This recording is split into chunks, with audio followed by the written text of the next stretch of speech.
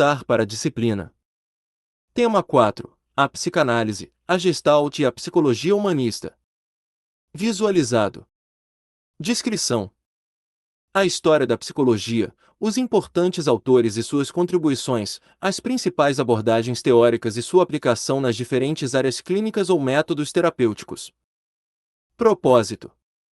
Compreender as diferentes áreas da psicologia para o conhecimento das teorias e dos métodos empregados no processo terapêutico na psicanálise, na Gestalt e na psicologia humanista. Objetivos. Módulo 1. Reconhecer a fundação da psicanálise e o nascimento da psicologia clínica. Módulo 2. Identificar outros psicanalistas importantes, Jung, Orney e Adler. Módulo 3. Identificar a Gestalt como abordagem da psicologia. Módulo 4. Reconhecer a psicologia humanista. Introdução. Estamos iniciando uma trajetória que nos levará a alguns dos principais teóricos que construíram a psicologia como a conhecemos atualmente. Você verá os impactos dos conceitos de Sigmund Freud, considerado o pai da psicanálise, para o tratamento de pessoas com transtornos mentais, além de sua influência para uma psicologia clínica e o surgimento de outras abordagens. Seguindo em frente, você conhecerá 3 psicanalistas dissidentes que romperam com a lógica ortodoxa freudiana para fundar suas próprias abordagens: Carl Gustav Jung, Karen Orney e Alfred Adler. Cada um, à sua maneira, apresentou novos olhares sobre as obras escritas por Freud. Por fim, você será apresentado a 2 escolas diferentes, a Gestalt e o Humanismo. Ambas romperam diversos paradigmas clínicos adotados pelos terapeutas ortodoxos, e foram revolucionárias no panorama científico do século XX. Módulo 1. Reconhecer a fundação da psicanálise e o nascimento da psicologia clínica. Freud, fundação da psicanálise e nascimento da psicologia clínica. A fundação da psicanálise está intrinsecamente ligada à busca pela origem da histeria, ou seja, pessoas acometidas por problemas nos nervos, que a medicina convencional não conseguia resolver. Inicialmente, acreditava-se que poderia encontrar uma parte no cérebro responsável pelos sintomas histéricos. A fisiologia se empenhou durante décadas para encontrar o que mais tarde seria nomeado por Sigmund Freud, o criador da psicanálise, de inconsciente. Entretanto, antes de chegar a Freud, precisamos entender Jean-Martin Charcot, o Hospital de Salpêtrière, o método indutivo e o longo caminho percorrido pela psicanálise, até sua formação como conhecemos, atualmente. Charcot, La Salpêtrière e a hipnose. La Salpêtrière foi um hospital projetado em Paris, França, para alojar marginais, pobres, pessoas em situação de rua e qualquer um que pudesse atrapalhar a ordem da alta sociedade parisiense. Entretanto, pouco a pouco foi se tornando também o lar de qualquer um que padecesse de alguma doença mental, sendo aproximadamente 3.000 acometidos por esses transtornos e 5.000 o número total de internos. Construído no século XVII, atualmente é centro hospitalar universitário, que engloba a maioria das especialidades médicas. Afinal, o que é a histeria? Inicialmente, acreditava-se que a histeria era uma condição exclusiva de mulheres, pois o termo hystérie, em francês, advém do grego, útero.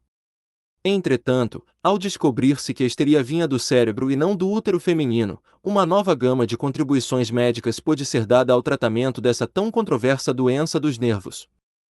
Para os conceitos da época, o termo englobava uma série de doenças e transtornos, tais como epilepsia, paralisia de membros, fobias, distúrbios de linguagem, amnésia e afins. Basicamente, tudo que fugisse à saúde normal do ser humano e que não tivesse explicação médica, fisiológica acabava entrando no espectro da histeria. Principalmente, se a pessoa fosse uma mulher, claro. Isso causava uma grande indagação sobre qual a etiologia de tais doenças, pois não se encontravam em lugar corpóreo nenhum.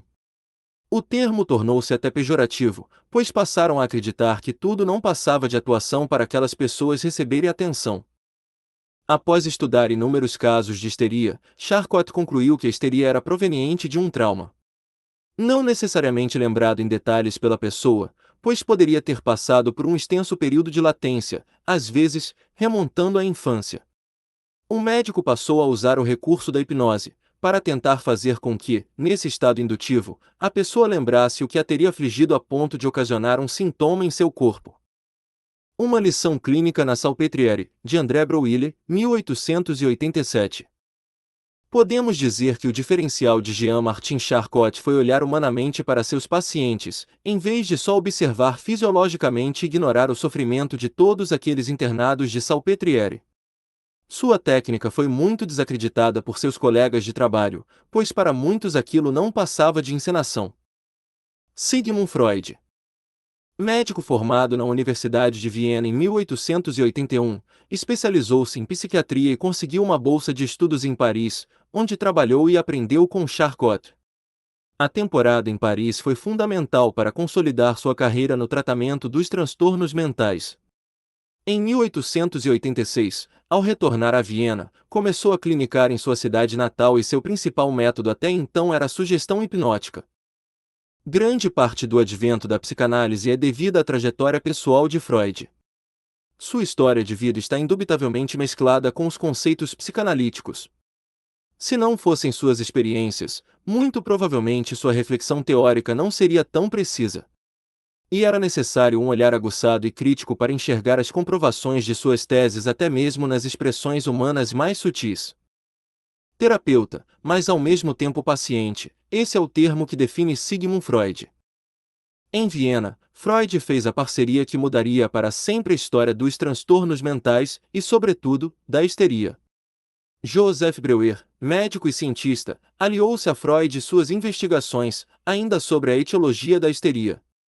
No tratamento da paciente Ana O., que era atendida por Breuer, ambos descobriram que os sintomas histéricos de sua doença tratavam de questões mal resolvidas e de repressões sofridas ao longo de sua vida. O caso de Ana O. Em tal caso, especificamente, a paciente possuía um conjunto de sintomas: paralisia com contrações musculares, inibições, dificuldade de pensamento. Entretanto, em seu estado de vigília, a paciente não conseguia se lembrar da origem desses sintomas. Já no estado hipnótico, porém, ela relatava a origem deles e o conteúdo reprimido era expressado. Tudo começara com a doença e morte de seu pai. Durante o período da enfermidade dele, no qual ela era responsável por todos os cuidados, às vezes, pensamentos para que ele morresse vinham em sua mente, pois os cuidados eram um fardo difícil de sustentar. Esses pensamentos foram reprimidos e transformados em sintoma. O caso M. von N. e a Associação Livre. O caso M. é um interessante episódio na história da psicanálise. A paciente, Freud, Breuer, 2016, se recusava a comer e beber nem que fosse água mineral, evocando dores gástricas. Sendo forçada a se alimentar, ela acabava rejeitando a hipnose. Tendo desistido de hipnotizá-la, Freud anunciou que daria 24 horas para que ela se convencesse de que suas dores decorriam apenas dos seus temores. Aparentemente, a estratégia funcionou. Um dia depois, M voltou a se alimentar e a ingerir líquidos, e admite de modo ambíguo que Freud estava com a razão. Nas palavras de M. Asson, 1993, p. 54, acho que elas, as dores gástricas, provêm de minhas apreensões só porque o senhor o diz. O mais importante a perceber aqui é que ela não declara que a afirmação era verdadeira, mas afirma que no dizer de Freud há uma verdade. M diz sim à interpretação freudiana, confirmando seu valor de verdade, no sentido quase lógico, mas no seu assentimento é como se ela se colocasse à margem de si mesma. Em um segundo momento, Asson, 1993, tendo Freud perguntado de quando datavam os sintomas gástricos, M respondeu que não sabia. Freud tentou novamente a estratégia da intimidação e deu até o dia seguinte para ela responder. Foi nesse momento que M, em um tom ríspido, respondeu que ele não deveria ficar perguntando de onde provinha isso ou aquilo, mas sim que a deixasse falar ou contar o que tinha a dizer. Essa réplica de M permitiu que Freud elaborasse a regra de ouro da psicanálise, ou seja, a associação livre. O analista, consequentemente, deve servir de quadro em branco para que o analisando possa pintar o setting como bem entender, falando sobre o que lhe vem à mente sem o risco das repressões que ocorrem na vida em sociedade. A função mais nobre do setting consiste na criação de um novo espaço onde o analisando terá a oportunidade de reexperimentar com seu analista a vivência de antiga e decididamente marcantes experiências emocionais conflituosas que foram mal compreendidas, atendidas e significadas pelos pais do passado e, por conseguinte, mal solucionadas pela criança de ontem, que habita a mente do paciente adulto de hoje. Zimmermann, 1999, p. 302. As fases do desenvolvimento e a evolução da libido. Outra concepção importante posta à tona por Freud foi a descrição dos estágios da evolução da libido. A formação clássica das fases do desenvolvimento psicossexual, oral, anal, fálica, latência e genital, causou revolta na comunidade científica, que se mostrou inflexível e incapaz de associar que as pulsões humanas existem desde a mais tenra infância. Freud usava uma analogia do mito de Édipo-Rei, para explicar a relação forçada de renúncia da criança ao seu objeto de desejo, os pais. Com essa ocorrência, a criança passa a deixar tal lado pulsional em segundo plano e a pertencer aos parâmetros da ordem social. A publicação, em 1913, de Totem e Tabu mostrou que o conceito de horror ao incesto influencia o inconsciente do indivíduo por toda a sua vida. Podemos considerar, assim, a adequação ao parâmetro social como um forte exemplo de repressão que acaba por marcar o psíquico do indivíduo até mesmo décadas depois, quando este já é adulto. Saiba mais sobre o mito de Édipo-Rei. Clique no botão para ver as informações. Clique aqui. Um rapazinho está fadado a amar e a admirar o pai, que lhe parece ser a mais poderosa, bondosa e sábia criatura do mundo. O próprio Deus, em última análise, é apenas uma exaltação dessa imagem do pai, tal como é representado na mente durante a mais tenra infância. Cedo, porém, surge o outro lado da relação emocional. O pai é identificado como o perturbador máximo da nossa vida instintiva, torna-se um modelo não apenas a ser imitado, mas também a ser eliminado para que possamos tomar o seu lugar. Daí em diante, os impulsos afetuosos e hostis para com ele persistem lado a lado, muitas vezes, até o fim da vida, sem que nenhum deles seja capaz de anular o outro. É nessa existência concomitante de sentimentos contrários que reside o caráter essencial daquilo que chamamos de ambivalência emocional. Freud, 2013, p. 162. A antropologia também trata de seus estudos em relação à moral sexual, o tabu e o desejo pelo amor dos progenitores. Freud analisa diversas sociedades e como a lei moral do horror ao incesto está presente em todas as civilizações, mesmo que a barreira nem sempre inclua o triângulo sujeito-mãe-pai, podendo ser transferida para sujeito-primo e afins. Em sequência, Freud diz que até mesmo algumas sociedades mais instintivas, que nunca conheceram os valores morais do Ocidente, fazem jus à sua teoria, como alguns povos da Oceania e da África, por exemplo. Resumindo, podemos concluir que a entrada do indivíduo em uma cultura pressupõe renúncias impactantes, porém, é o que permite a vida em sociedade e a própria existência de uma sociedade humana. Confira abaixo a tabela com as fases do desenvolvimento. Estádio. Idade. Zona erógena. Conflito. Estádio oral. 0 a 18 meses. Boca. Desmame. Estádio anal. 18 meses, 3 anos. Anos. Controle da defecação. Estádio fálico. 3 anos, 6 anos. Órgãos genitais. Complexo de Édipo. Estádio de latência. 6 anos, 11 anos. Centra-se no mundo físico e social e não no corpo. A interação com o mundo que o cerca e aprendizado com as frustrações. Estádio genital. Após a puberdade. Órgãos genitais. Preocupação com o bem-estar sexual. Fonte: Mário Bruno. As duas tópicas freudianas. Tópica é um termo derivado do grego topos, lugar. Freud utilizou o termo para definir o aparelho psíquico em duas etapas essenciais de sua elaboração teórica. Confira abaixo. Primeira tópica. Na primeira concepção tópica, chamada de primeira tópica freudiana, de 1900 a 1920, Freud distinguiu o inconsciente, o pré-consciente e o consciente. Clique nas informações a seguir. Inconsciente. Pré-consciente. Consciente. Inconsciente. Para Freud, o inconsciente é constituído por conteúdos recalcados aos quais foi recusado o acesso aos sistemas pré-consciente e consciente. É indissoluvelmente uma noção utópica e dinâmica que brotou da experiência do tratamento. Este mostrou que o psiquismo não é redutível ao consciente e que certos conteúdos só se tornam acessíveis à consciência depois de superadas certas resistências. O que Freud percebeu, Laplanche, Pontalis, 1983, é que a vida psíquica estava cheia de pensamentos eficientes, embora inconscientes, e que era destes que emanavam os sintomas. Pré-consciente. Em A Interpretação dos Sonhos, Laplanche, Pontalis, 1983, Freud nomeia de pré-consciente o sistema que está entre o inconsciente e a consciência, separado pela censura que procura barrar aos conteúdos inconscientes o caminho para o pré-consciente. Há uma segunda censura que deforma menos do que seleciona os conteúdos que chegam à consciência. A função do pré-consciente é evitar que preocupações perturbadoras cheguem à consciência. Segunda tópica. Iente. Para Freud, a consciência é um dado da experiência individual que se oferece à intuição imediata. A consciência fornece para a psicanálise não mais do que uma versão lacunar dos nossos processos psíquicos, pois são na maioria inconscientes. Segunda tópica.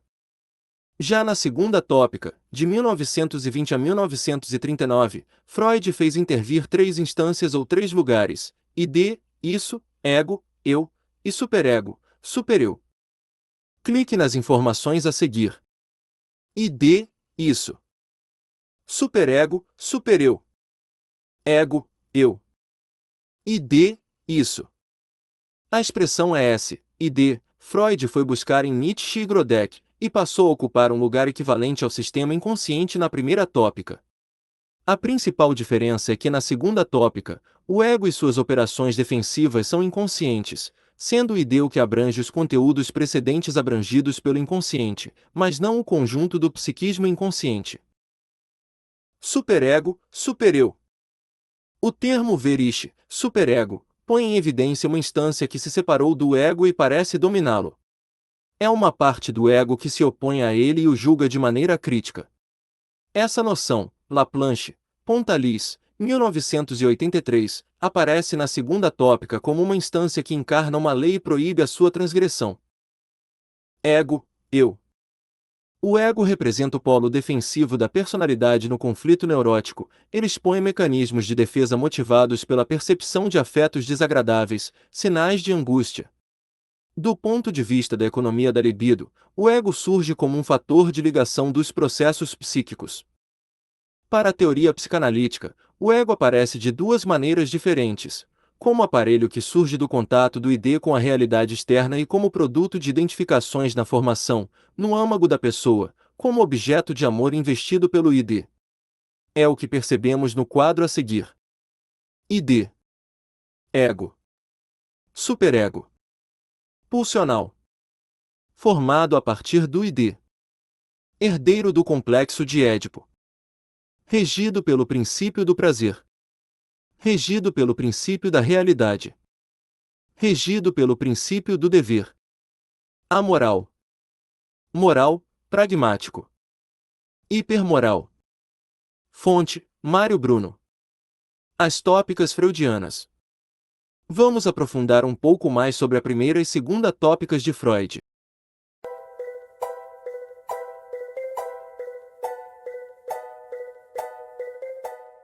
Olá, meu nome é Yasmin e eu sou estudante de psicologia. Hoje estou aqui com o professor Dr. Mário Bruno para ele nos explicar um pouco mais sobre psicanálise. Então, Mário, você pode nos contar sobre a primeira e a segunda tópica freudiana e suas diferenças? Então, Yasmin, para responder essa pergunta, é preciso retornar a 1900, na obra Interpretação dos Sonhos, de Freud, mais especificamente no capítulo 7, onde ele apresentou a primeira tópica. Essa concepção já estava esboçada no projeto para uma psicologia científica de 1895, exposta num quadro neurológico. Essa tópica vai ser melhor desenvolvida nos textos metapsicológicos de 1915.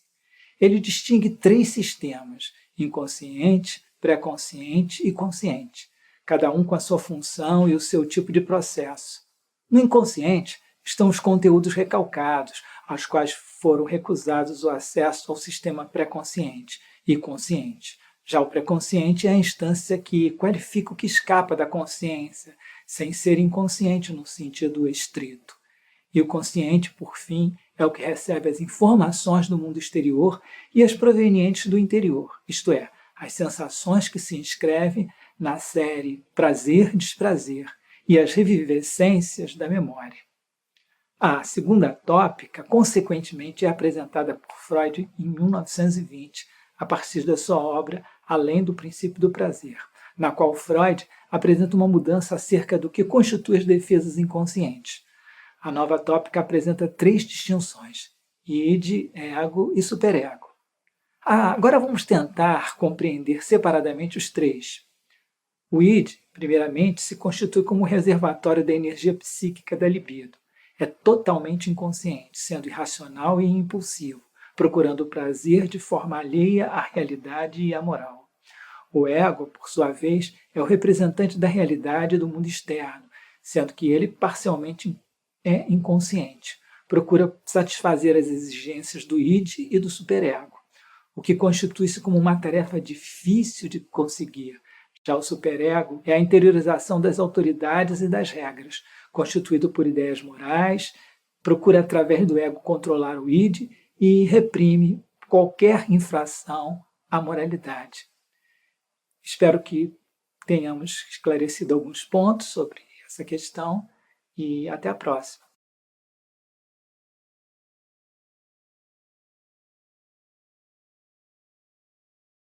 Descrição.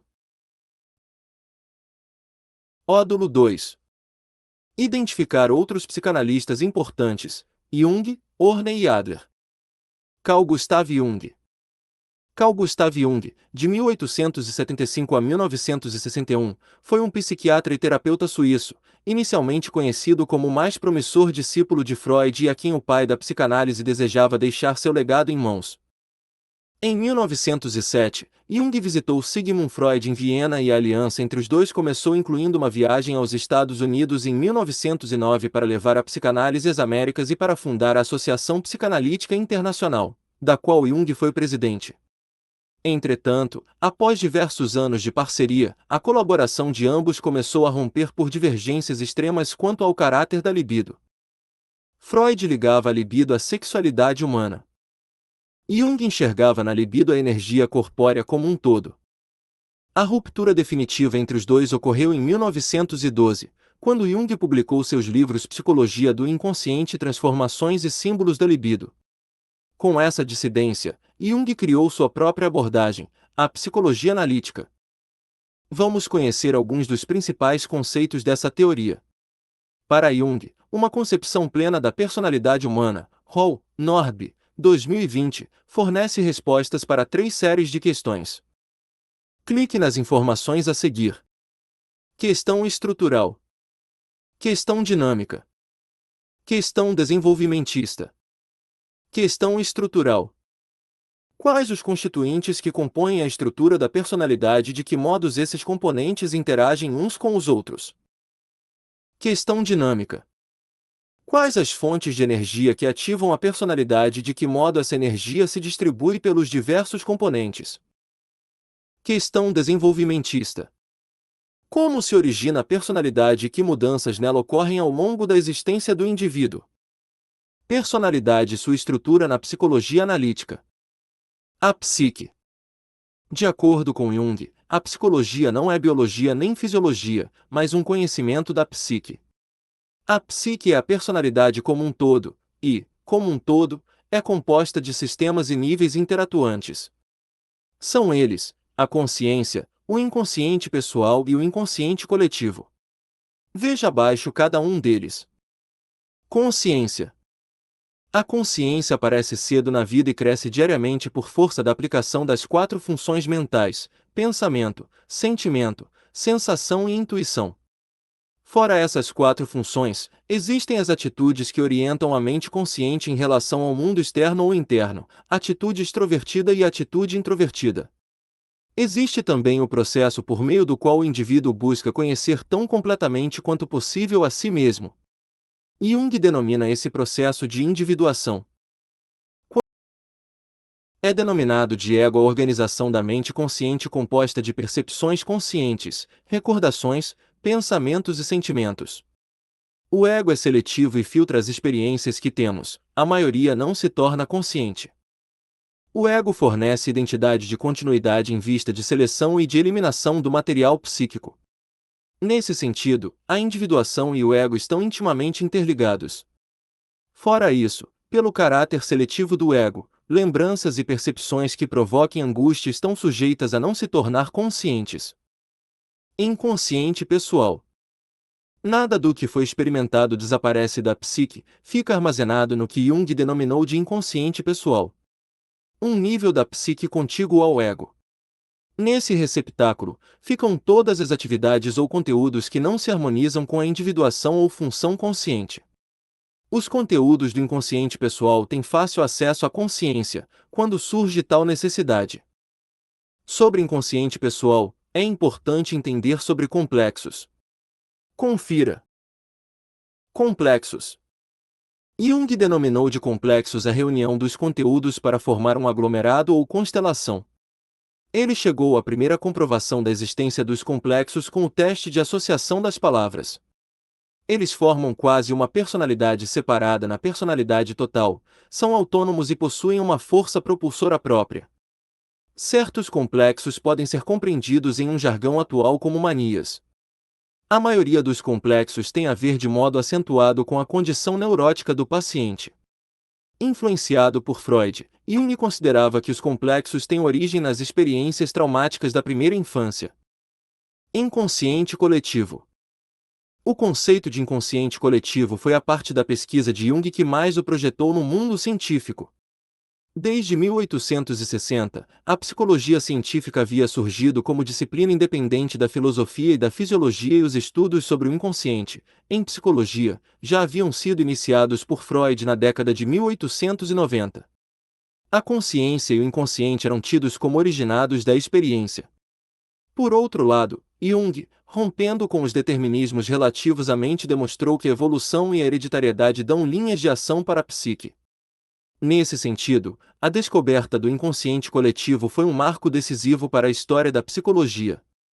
Para Jung, a psique deve ser pensada dentro do processo evolutivo, a mente do homem é prefigurada pela evolução da espécie.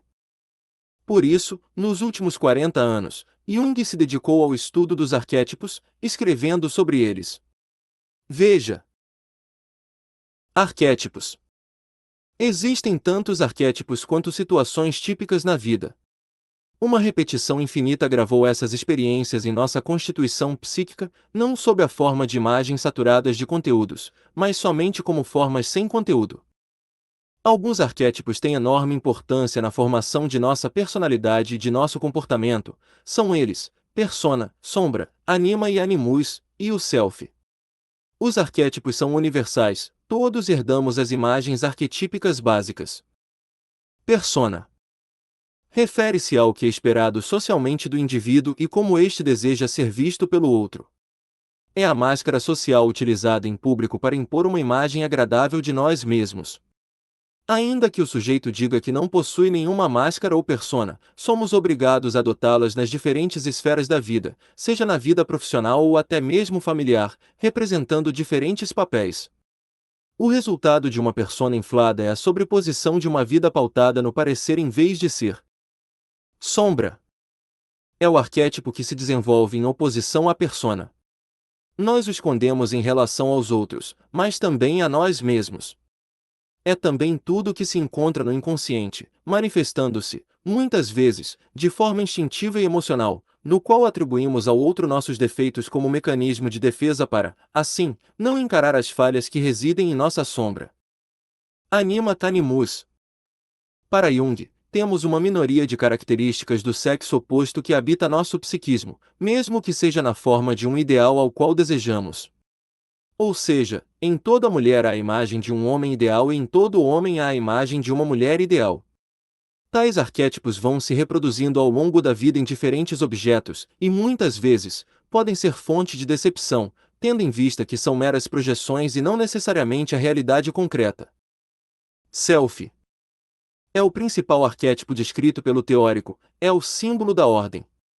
Segundo Jung, o self é a soma de tudo que somos agora, de tudo que já fomos e de tudo que poderemos ser. É o ponto de nossa personalidade da direção da autorrealização e da totalidade. Ao sermos honestos conosco e ao propor a mudar nossas realidades, o ego pode encontrar a força interior necessária para se unir ao self e consequentemente atingir a consciência plena de tudo aquilo que estava nas sombras. Dinâmica da personalidade. Na abordagem analítica, a personalidade, tratado por Jung como psique, é como um sistema unitário em si mesmo, relativamente fechado, com uma energia mais ou menos autocomandada, distinta de qualquer outro sistema de energia. A psique abrange todos os pensamentos, sentimentos e comportamentos, tanto os conscientes como os inconscientes, o que possibilita a adaptação do sujeito ao ambiente social e físico. Consiste em vários sistemas isolados, mas que atuam uns sobre os outros de forma dinâmica. Enquanto afetado por energias externas e internas, o sistema psíquico se mantém em estado de mudança contínua e nunca pode atingir um estado perfeito de equilíbrio, apenas lhe é dada uma estabilidade relativa. Quanto aos estímulos recebidos, o que importa são os resultados que podem provocar. Energia psíquica. A energia graças à qual se efetiva o trabalho da personalidade é chamada de energia psíquica. Jung também a denominou de libido, mas não reduz a libido à energia sexual. São as experiências consumidas pelo indivíduo que se transformam em energia psíquica. Jung considerava impossível estabelecer uma equivalência precisa entre energia física e energia psíquica, mas acreditava em uma espécie de ação recíproca entre esses dois sistemas. A expressão energia psíquica vem sendo usada já desde muito tempo. A diferenciação entre energia e força é conceitualmente necessária, pois a energia é, propriamente falando, um conceito que não existe objetivamente no fenômeno como tal, mas se acha presente no fundamento da experiência específica. Em outras palavras, na experiência, a energia é sempre específica, manifestada no momento como movimento e força, virtualmente a situação, é condição.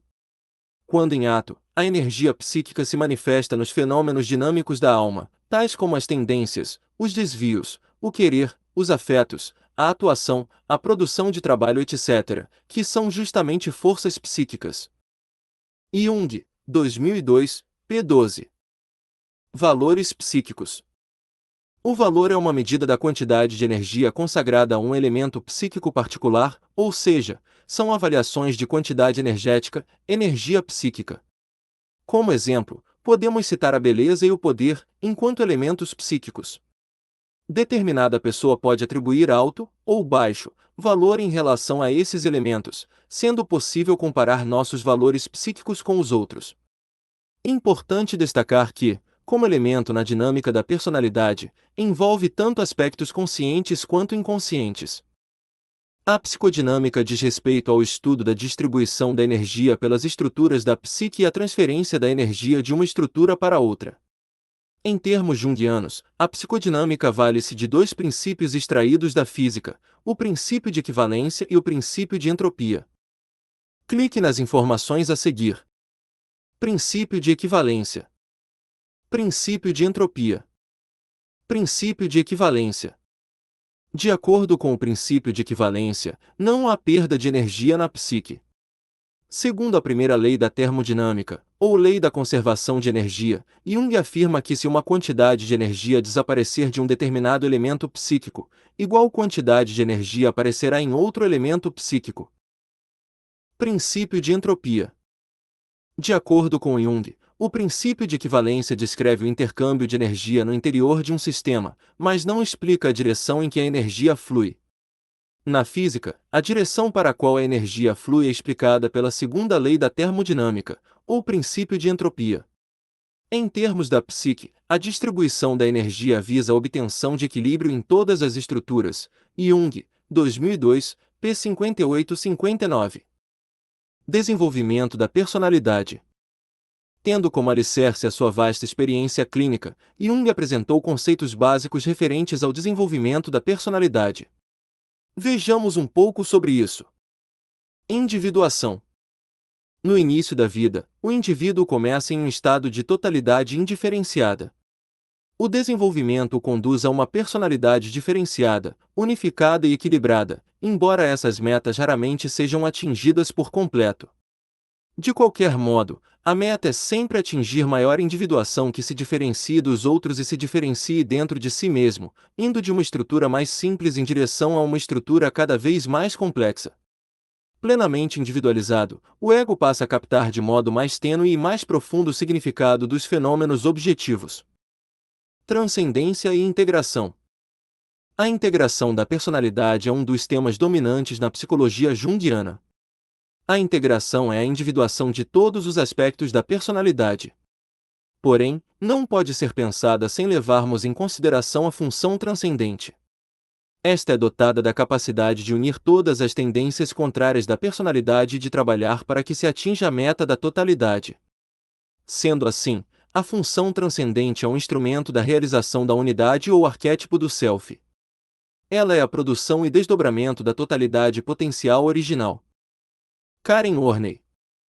Karen Horney, de 1885 a 1952, foi uma psicanalista prussiana que questionou diversas das perspectivas tradicionais freudianas.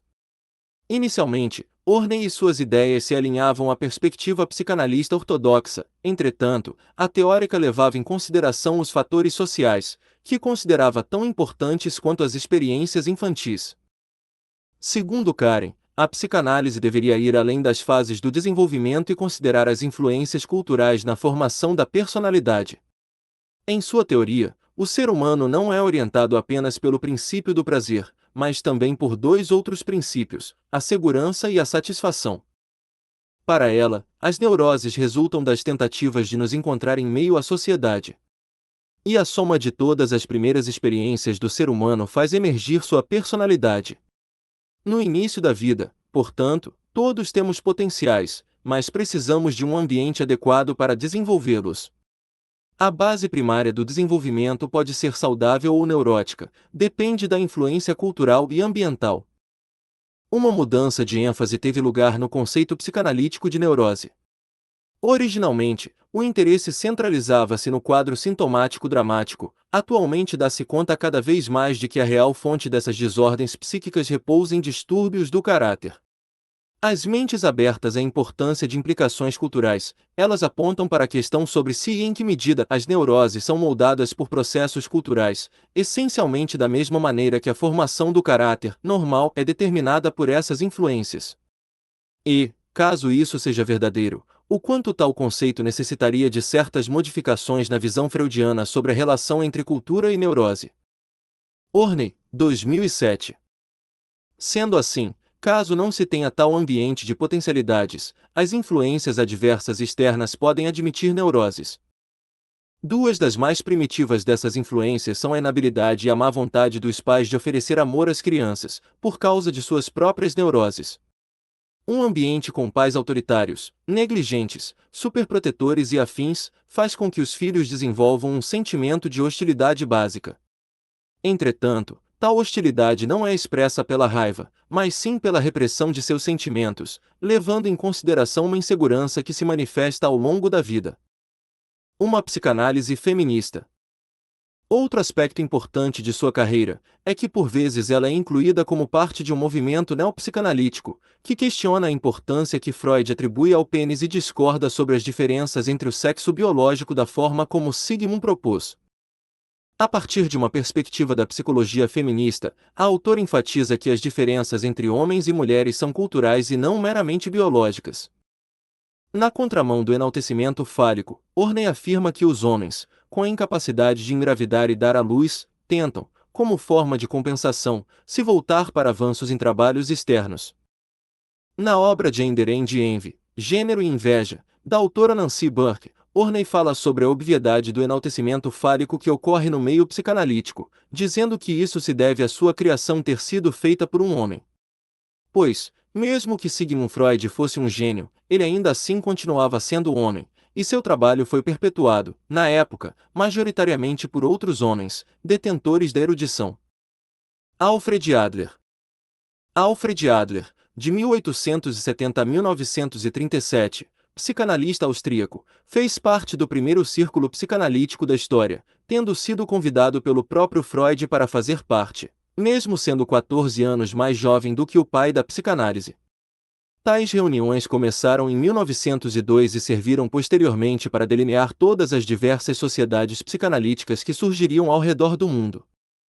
No entanto, em 1911, o teórico deixou a Sociedade Psicanalítica Vienense por divergências sobre concepções teóricas. Adler não aceitava a importância do papel do recalque e da libido no funcionamento psíquico.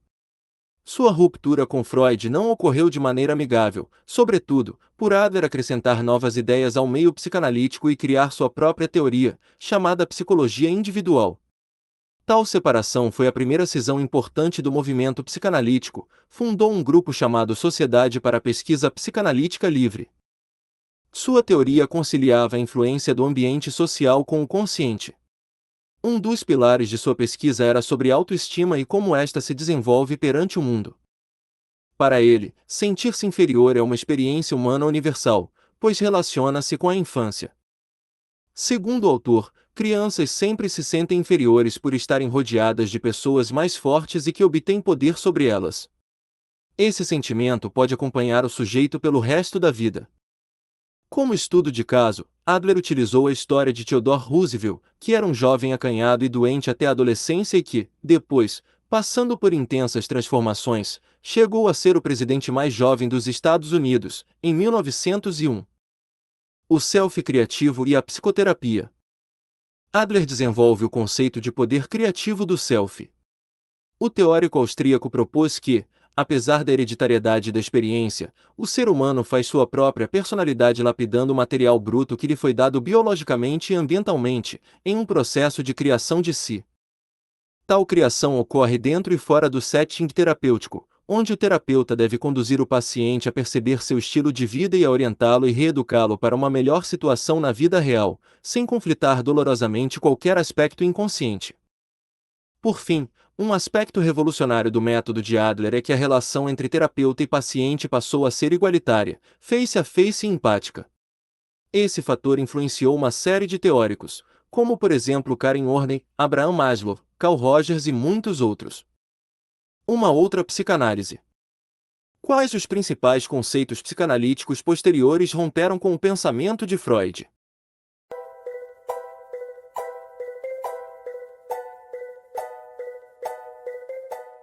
Estou aqui de novo para dar prosseguimento aos nossos estudos de psicanálise, com o professor Dr. Mário Bruno. Hoje iremos falar dos discípulos de Freud, Jung, Adler e Horney. Então, Mário, por onde a gente começa a estudar esses três autores?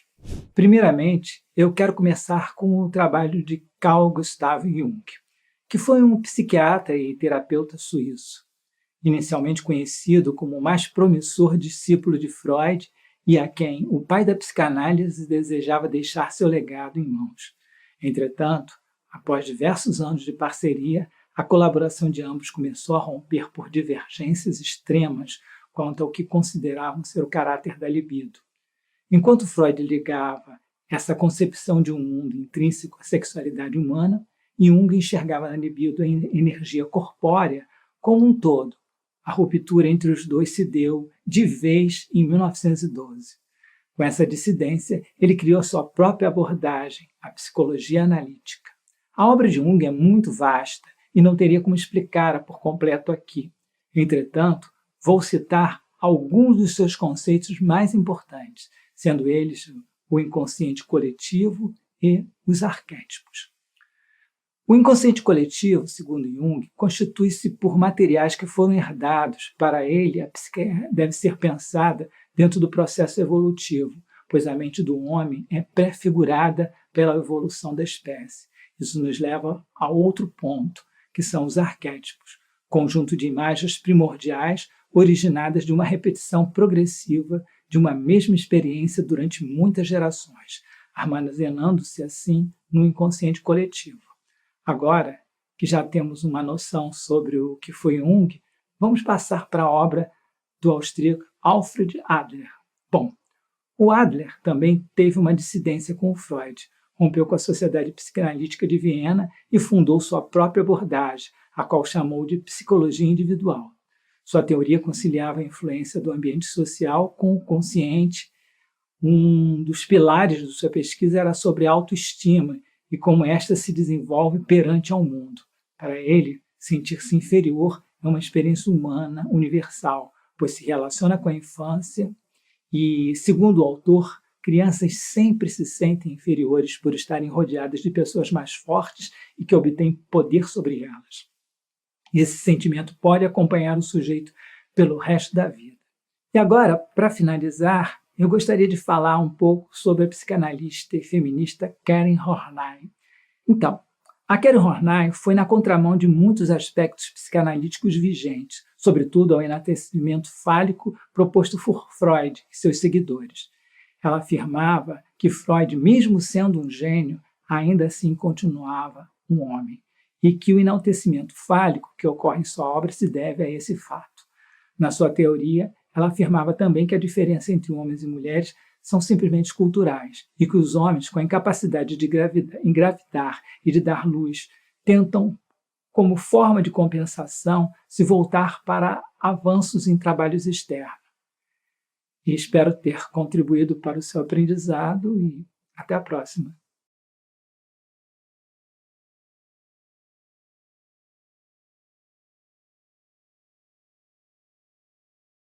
Descrição: a história da psicologia. Módulo 3. Identificar a Gestalt como abordagem da psicologia. Imagens gestálticas. Você já deve ter se deparado com imagens que desafiam nossa percepção.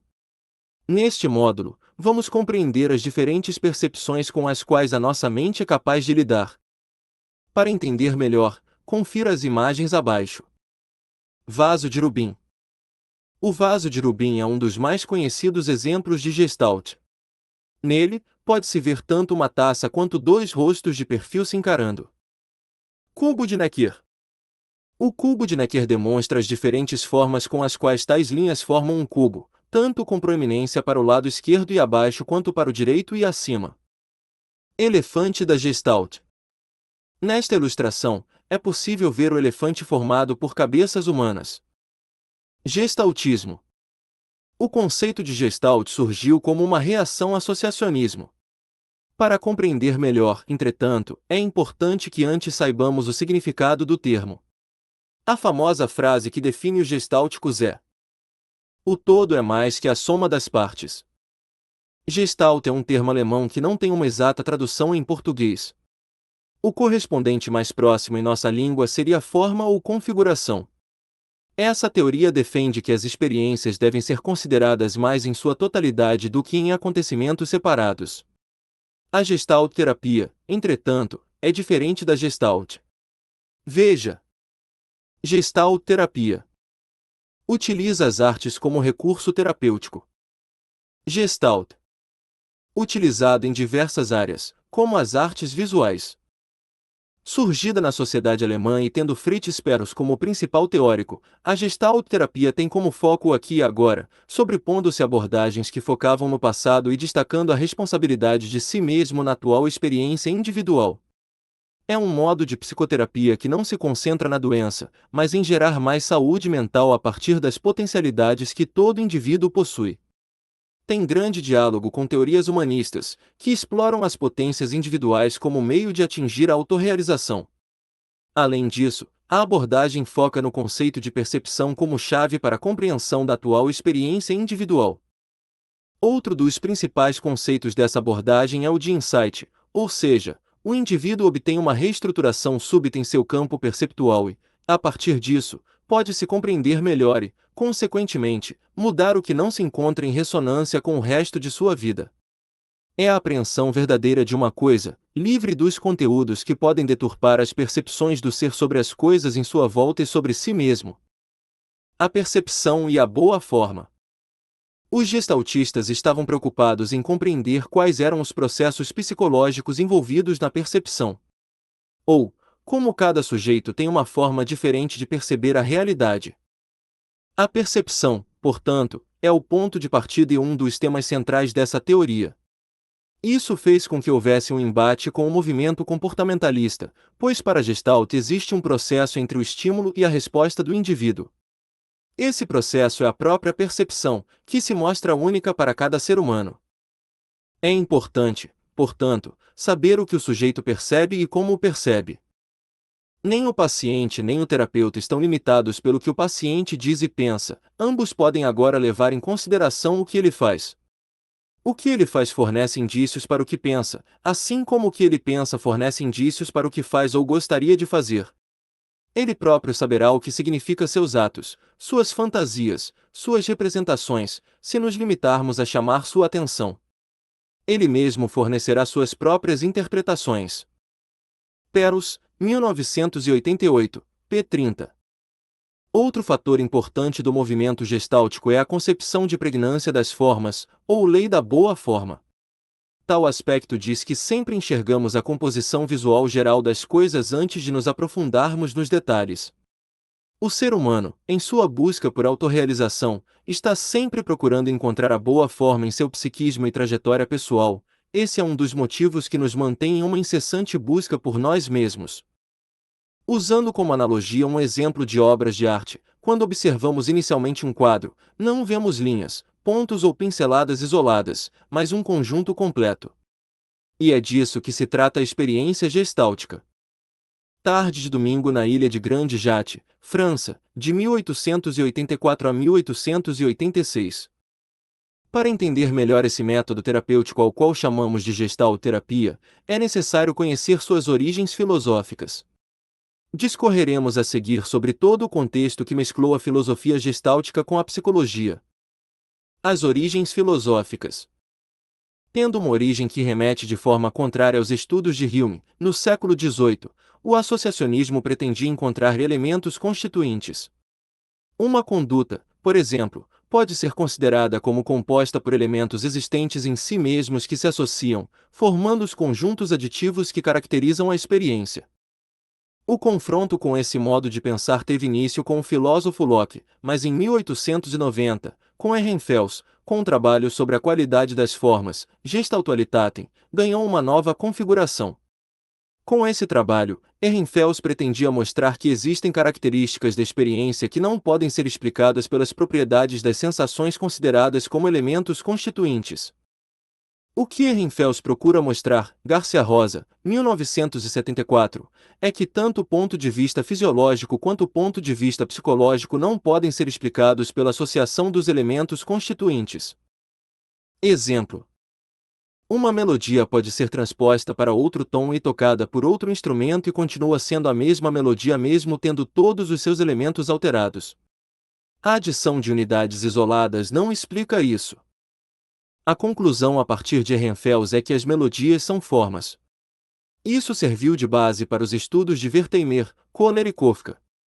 Estava nascendo a psicologia da forma, ou Gestalt. A questão de Kohler e Kafka, em termos de estrutura, é que existem no mundo físico todos cujas propriedades não ocorrem por adição, por soma de suas partes. Para eles, existem diferentes formas de subordinação parte-todo. Entretanto, é importante mencionar que o gestaltismo não pretende de modo algum que toda a realidade seja gestáltica. Mas qual a diferença da Gestalt, enquanto estrutura, e a ideia de estrutura para o pensamento estruturalista? Uma possível resposta, Garcia Rosa, 1974, considera a estrutura ou a forma não como parte da realidade empírica, mas como modelo construído em relação a ela. No caso do gestaltismo, a estrutura é uma característica da própria realidade. Uma outra possibilidade de estruturalismo afirma que para o estruturalismo a estrutura é um modelo como um sistema de diferenças que pode ser transposto de fenômeno para fenômeno. Os exemplos da Gestalt como estrutura são retirados da realidade física. Exemplo. Em um condutor de carga elétrica homogêneo, se exercemos uma modificação em uma das partes haverá uma alteração na totalidade dos pontos de distribuição. Assim é a base da terapia da Gestalt. Se modificarmos um ponto específico, podemos, a partir deste, mudar o todo. Na perspectiva de Kohler, se o mundo físico apresenta características gestálticas, não há por que não as encontrar nos fenômenos fisiológicos. O autor, ao recusar o método introspectivo em psicologia, mantém um contato com o comportamentismo, mas a sua Gestalttheorie, teoria da forma, apresenta aspectos muito específicos. Para ele, Bonomi, 1974, a constituição do objeto parte da modalidade perceptiva construída. Em outras palavras, a psicologia da Gestalt abandona a ideia do dado sensorial elementar, comum ao associacionismo, e procura dar conta da estrutura do campo. A organização do conjunto perceptivo é o dado primário para Kohler. A essa interdependência funcional das sensações, ele nomeará de togeternes, união, dos estímulos. Nessas configurações globais, o problema central será o sentido, sim, inerente à experiência perceptiva. O que caracteriza a Gestalt, Bonomi, 1974, é a consideração imanente do campo perceptivo como a determinação de uma estrutura que atua na percepção. Para a Gestalt, o campo sensorial não é um mosaico de estímulos, mas organizado desde o início, originalmente estruturado. O que Kohler considera como imanente são as formações perceptivas, tais como ocorrem na experiência concreta, por isso, não importa a decomposição analítica em dados. Quanto à constituição do objeto, a Gestalt, por sua irredutibilidade à localização, tratará de conjuntos e subconjuntos a partir da ideia de figura e fundo. Apoiado na fenomenologia e se distanciando dela, Kohler propõe uma homologia entre as organizações do mundo perceptivo e os processos nervosos que o subentendem. Céu e Água de M. C. Escher, 1938. Ao pensar os aspectos fisiológicos, Kohler abandona o mecanicismo e procura pensar a autorregulação dinâmica própria de um fisicalismo autêntico. Logo, a proposta da Gestalt obedece à suposição de um paralelismo psicofísico. Para Kohler, o caminho da psicologia tem como rumo esses aspectos: o abandono do modelo máquina, ou mecânico, e o direcionamento para uma física desapegada de todas as instâncias mecanicistas. Mas existem críticas a Kohler, pelo fato de se referir sempre a articulações extremamente simples do campo perceptivo. Kurt Lewin, de 1890 a 1947, psicólogo e professor alemão, trabalhou durante 10 anos com Kohler e Kafka na Universidade de Berlim. Dessa colaboração, o teórico alemão originou sua teoria de campo, talvez o método mais importante de seu legado. Entretanto, Bock, Furtado, Teixeira, 1999, não podemos considerá-lo um genuíno gestaltista, pois ele acabou seguindo outro rumo de acordo com seus próprios princípios desenvolvidos. Isso acontece, principalmente, quando Lewin abandona os limiares de percepção e os aspectos psicofisiológicos da Gestalt para buscar na física as bases metodológicas de sua psicologia. Para o autor, o indivíduo e seu entorno não devem ser vistos como instâncias à parte, pois ambos interagem e consequentemente se modificam no espaço que habitam. Uma de suas principais contribuições é o conceito de espaço vital, ao qual define como a totalidade dos fatos que determinam o comportamento do indivíduo num certo momento. A psicologia de Lewin trabalha com a efemeridade, pois a vida é sempre considerada dinamicamente e o campo não deve ser tido como uma realidade física estática, mas sim fenomênica. Nas palavras do próprio Lewin, o campo deve ser representado tal como ele existe para o indivíduo em questão, em determinado momento, e não como ele é em si. Para a constituição desse campo, as amizades, os objetivos conscientes e inconscientes, os sonhos e os medos são tão essenciais como qualquer ambiente físico. Garcia Rosa, 1974, p. 136. Ou seja, o campo é uma realidade fenomênica, não necessariamente física. Transpondo para a fórmula gestáltica, a realidade fenomênica é a maneira particular como se interpreta determinada situação e, também, componentes emocionais ligados às próprias situações já vividas. Resumindo, o campo psicológico é representado pelas linhas de força, o que atrai a percepção e lhe dá significado. As situações, muitas vezes, tendem a ser interpretadas pelos seus aspectos fenomenológicos e não pelo que ocorre de fato. As experiências, a todo momento, podem ganhar novos significados se sobrepostas a fatos anteriores. E o comportamento, para sua real compreensão, deve ser vista em sua totalidade, não por fragmentos incompletos. Associacionismo ou gestaltismo. Vamos, agora, compreender um pouco mais por que a psicologia da Gestalt é uma superação da filosofia associacionista.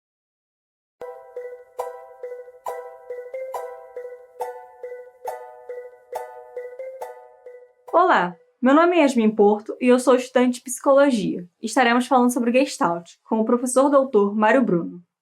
Então, Mário, nos explique o que é essa teoria. É importante saber que esse conceito surge como uma reação ao elementarismo da psicologia associacionista.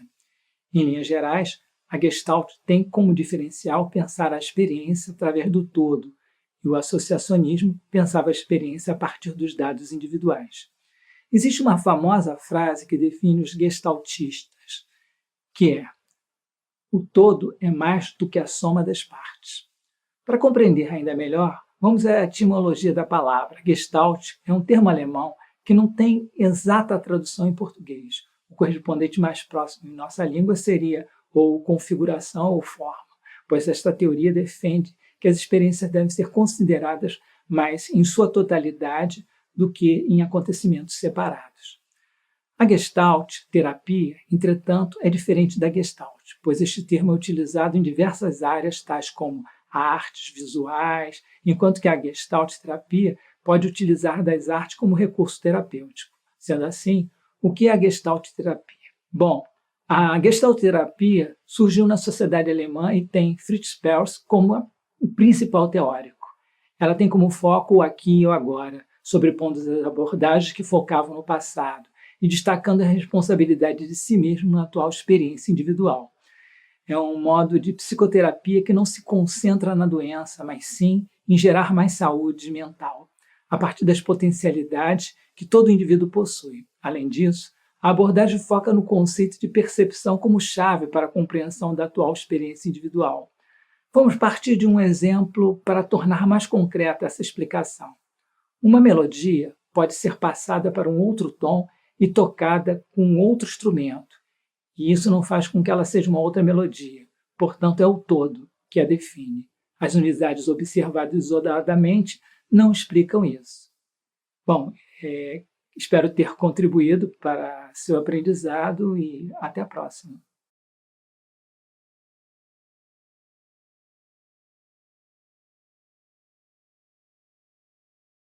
Descrição. Módulo 4. Reconhecer a psicologia humanista. A psicologia humanista. A psicologia humanista tem seus primórdios datados no final da década de 1950 e início dos anos 1960. Entretanto, desde a década de 1940 já se pensavam novas formas de clinicar. Tal perspectiva filosófico-psicológica surge como uma resposta ao domínio que se tinha na psicologia entre o comportamentalismo e a psicanálise, consideradas teorias rivais e que repercutiam a lógica estadunidense e a europeia, respectivamente. Neste módulo falaremos, além dos aspectos que permeiam essa abordagem, sobre dois de seus principais representantes, Carl Rogers e Abraham Maslow. Carl Rogers. Foi em 11 de dezembro de 1940 que Carl Rogers, de 1902 a 1987, deu sua famosa conferência e expôs pontos que trilhavam um caminho para além da lógica psicólogo, senhor do suposto saber, e paciente. Sua proposta terapêutica dava mais ênfase na situação atual do indivíduo e defendia a tendência à autorrealização que toda a vida humana tem. A terapia deixava de ser um lugar de tratar doenças e tornava-se um lugar de autocompreensão para os indivíduos perceberem os vastos recursos que possuem dentro de si para a modificação de seus comportamentos e atitudes. Para tal mudança, entretanto, era necessário haver um clima facilitador de crescimento para o ser. Sua forma de terapia foi se desenvolvendo cada vez mais ao longo das décadas, até ser nomeada como abordagem centrada na pessoa, ACP. Nessa psicoterapia, por exemplo, o indivíduo que frequenta não é chamado de paciente, assim como em outras, mas sim de cliente, pois entende-se que ele está passando por um aconselhamento não diretivo para explorar suas potencialidades. Para que a modificação dos autoconceitos ocorra, Rogers, 1983, deve haver 3 condições para que se crie um clima facilitador de crescimento pessoal. O primeiro elemento pode ser chamado de autenticidade, sinceridade ou congruência. Quanto mais o terapeuta for ele mesmo na relação com o outro e puder remover as barreiras da lógica profissional, mais isso significa que ele está vivendo a essência daquele momento.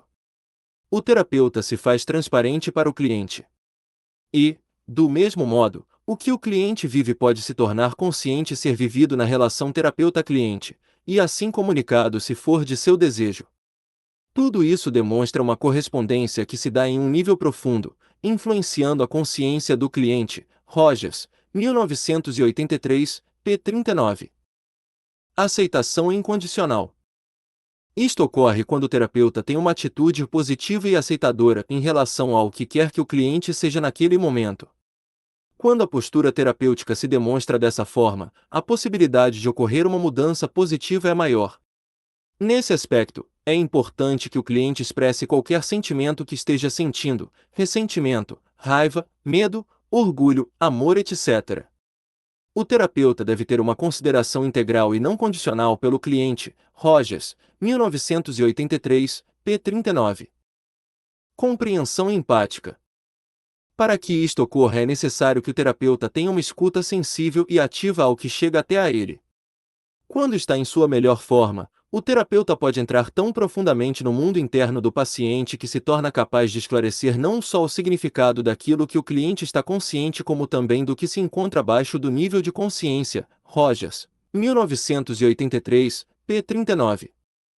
Uma das questões mais interessantes na proposta de Rogers é que ela parece poder ser aplicada a relações humanas cotidianas, e não necessariamente terapêuticas, desde a relação entre as pessoas que convivem muito tempo em um mesmo espaço, como uma família, por exemplo, até estruturas mais tecnicamente elaboradas, como o ensino institucional.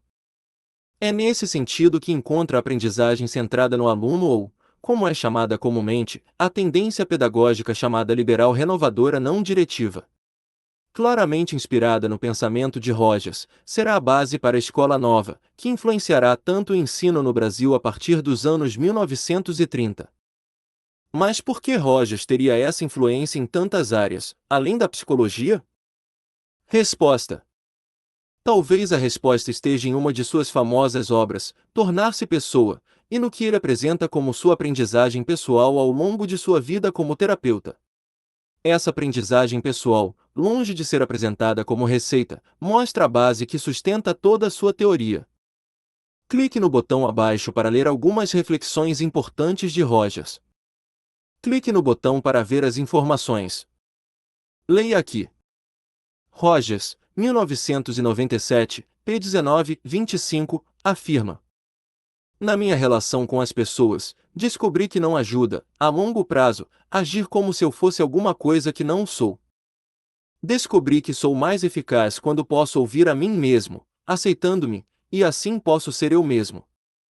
Atribuo um enorme valor ao fato de poder permitir compreender uma outra pessoa. Verifiquei ser enriquecedor abrir canais dos quais os outros possam comunicar os seus sentimentos, seus mundos perceptivos particulares.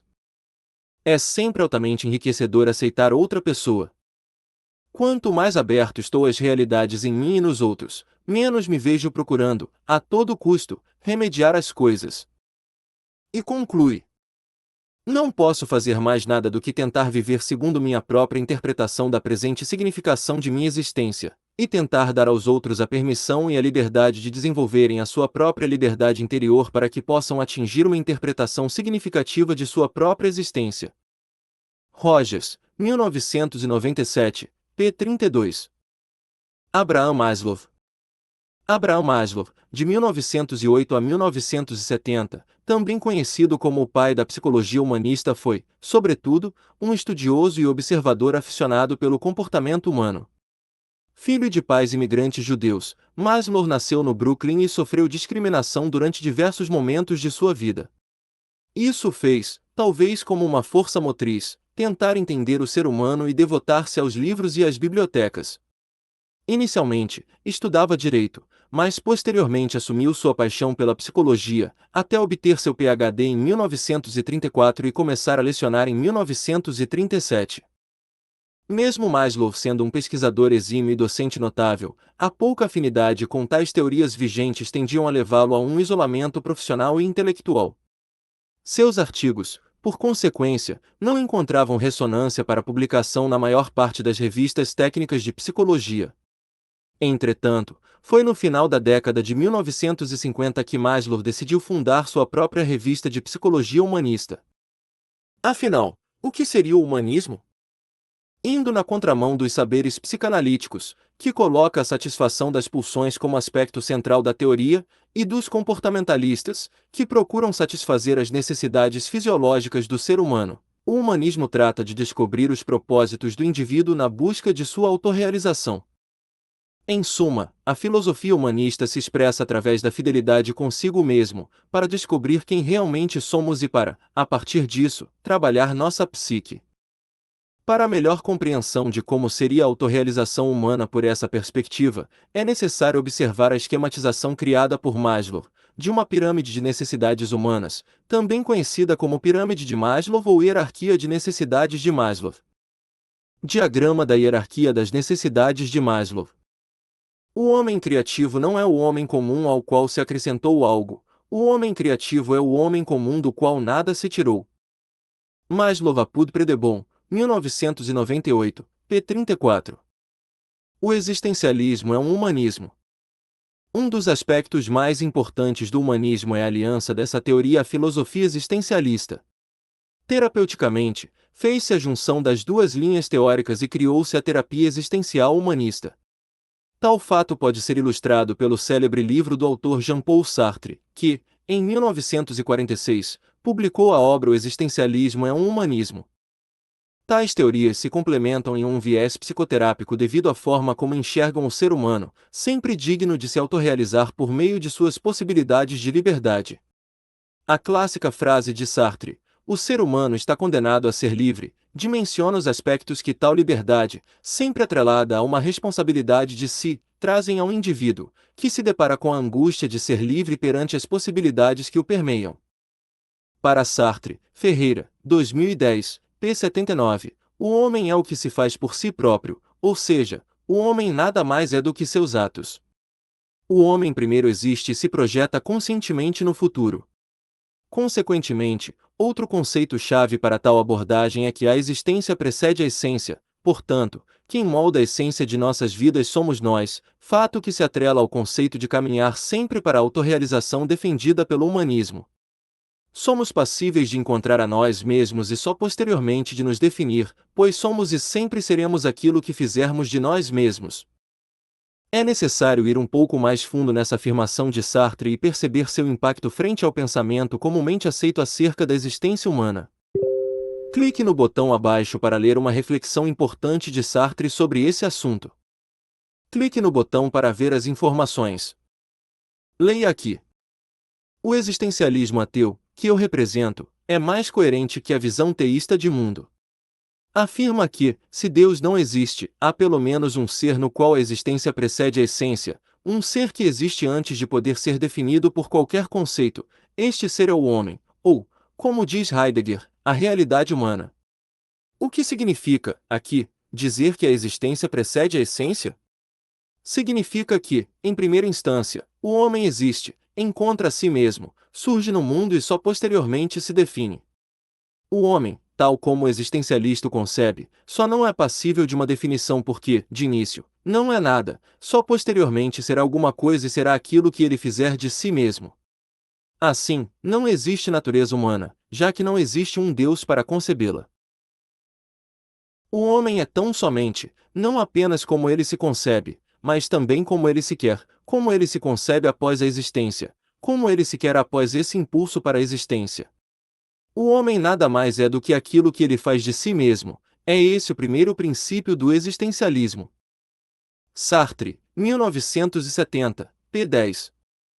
Assim, para o existencial humanismo, ao afirmar que existência precede a essência, temos uma responsabilidade por nós mesmos e pelo outro, tendo em vista que o outro também se afeta de acordo com o que fazemos de nós. Sartre diz que sua doutrina não é desesperadora ou pessimista, mas pelo contrário, devemos enxergar o destino em nossas próprias mãos como possibilidades e projetos. Além de que, isso nos traz uma exaltação do ser humano tal como no humanismo, em que somos livres para criar um projeto de ser no mundo e nos reinventar todos os dias. Responsabilidade, escolha e angústia.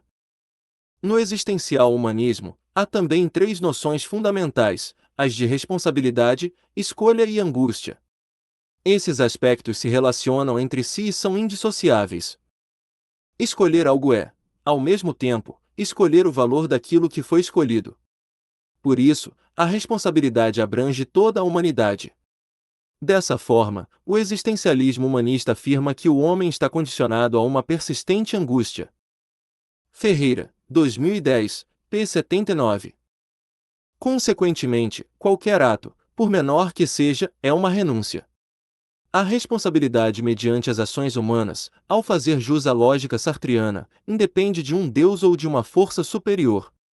E, a respeito de tais escolhas, temos a inclusão de um valor moral particular de cada um.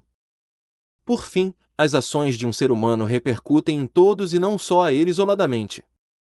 Como seres sociais, tudo o que fazemos é norteado por uma conduta que mescla as escolhas, as angústias e as responsabilidades da humanidade.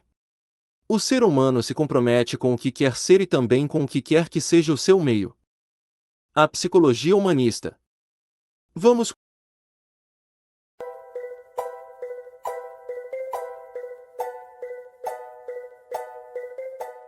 Estou aqui de novo para dar prosseguimento aos nossos estudos de psicanálise. Hoje estaremos conhecendo a abordagem humanista. Para isso, eu tenho aqui próximo de mim o professor Dr. Mário Bruno, que estará nos explicando melhor esse conceito. Olá a todos! Hoje vamos estar estudando sobre Carl Rogers e Abraham Maslow e o conceito de psicologia humanista. Essa abordagem tem seus primórdios datados no final da década de 50 e início dos anos 60. Entretanto, desde a década de 40 já se pensavam novas formas de clinicar. Tal perspectiva filosófico-psicológica surge como uma resposta ao domínio que se tinha na psicologia entre o comportamentalismo e a psicanálise, consideradas teorias rivais e que repercutiam a lógica estadunidense e a europeia, respectivamente. Primeiro, vou começar por Carl Rogers, que desenvolveu a terapia conhecida como ACP, abordagem centrada na pessoa. Essa proposta terapêutica dá mais ênfase na tendência à autorrealização que toda a vida humana tem. A terapia deixava de ser um lugar de tratar doença e tornava-se um lugar de autocompreensão para todos os indivíduos. Nessa psicoterapia, por exemplo, o indivíduo que frequenta não recebe o nome de paciente, como em outras, mas sim de cliente, pois entende-se que ele está passando por um aconselhamento não diretivo, que tem como intuito explorar as suas potencialidades. E, em segundo, vamos estudar o trabalho de Abraham Maslow, conhecido como o pai da psicologia humanista, pois foi ele que concebeu o nome dessa abordagem. Maslow ficou conhecido por ir na contramão dos saberes psicanalíticos e dos comportamentalistas, pois, para ele, o humanismo tratava-se de descobrir os propósitos do indivíduo na busca de sua autorrealização.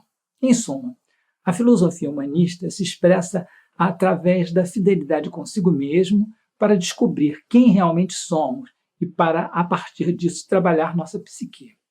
Ele criou um esquema muito famoso que representa as hierarquias das necessidades humanas, conhecida como pirâmide de Maslow. Nesse esquema, ele representa hierarquicamente níveis até o ser humano atingir a sua realização pessoal, o que se pode considerar como o topo da pirâmide e o auge das potencialidades. Espero ter contribuído para o seu aprendizado e até a próxima.